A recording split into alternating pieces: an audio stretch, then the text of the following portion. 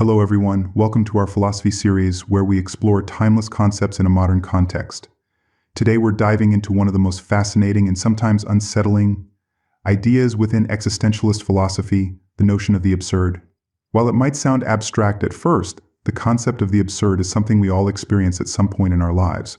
We're going to explore what the absurd means, particularly through the works of two famous existentialist philosophers, Jean-Paul Sartre and Albert Camus. We'll discuss how life's lack of inherent meaning challenges us to create our own purpose through our choices and actions. By the end, you'll see how the tension between our desire for meaning and an indifferent universe leads us to discover freedom. So let's get started. The absurd, simply put, refers to the clash between our natural human desire to find meaning in life and the apparent lack of any inherent meaning in the universe itself. It's that dissonance we experience when we ask big questions like why are we here or what's the purpose of life, only to be met with silence or uncertainty. Albert Camus described this tension in his essay The Myth of Sisyphus. According to Camus, the absurd is born from the contradiction between our longing for order and purpose and the universe's indifference to our search for meaning. He used the story of Sisyphus, a man condemned to eternally roll a boulder up a hill, only for it to roll back down, as a symbol of our own existential struggles. Just like Sisyphus, we can feel as if our lives are a series of repetitive tasks without any ultimate purpose. And yet we keep going. Camus argued that while this recognition of the absurd can be disheartening, it doesn't necessarily lead to despair. Instead, he believed that we could embrace the absurd and find happiness in the struggle itself. Just as Sisyphus eventually accepts his fate, we too can find meaning in the very act of striving. Jean-Paul Sartre, another leading existentialist, offered a similar perspective. Sartre argued that because the universe has no predetermined purpose, we are radically free to create our own purpose. He famously said, existence precedes essence, meaning that we exist first, and then we define ourselves through our actions. In Sartre's view, we give the world meaning through what we choose to do. The absurd, therefore, is not just a recognition of life's lack of inherent meaning. It's an invitation to exercise our freedom and create meaning ourselves. Let's take a closer look at this tension between our desire for meaning and the universe's indifference. Imagine this scenario: you're sitting in traffic, surrounded by hundreds of other cars. Each person in those cars is on their way somewhere with their own worries, dreams, and to-do lists.